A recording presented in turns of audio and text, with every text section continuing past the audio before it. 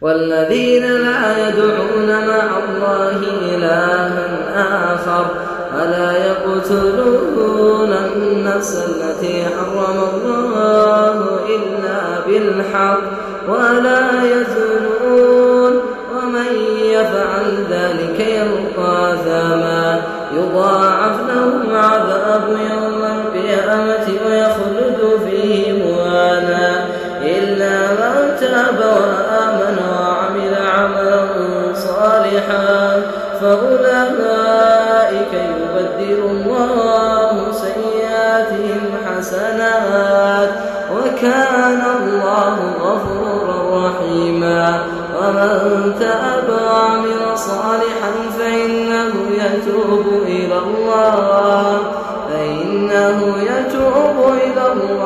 متابا والذين لا يشهدون الزور وإذا مروا باللغو مروا كراما والذين إذا ذكروا بآيات ربهم لم يخروا عليها صما وعميانا والذين يقولون ربنا هب لنا من أزواجنا وذرياتنا قرة أعين وجعلنا للمتقين إماما أولئك يجزون الغرفة بما صبروا ويلقون فيها تحية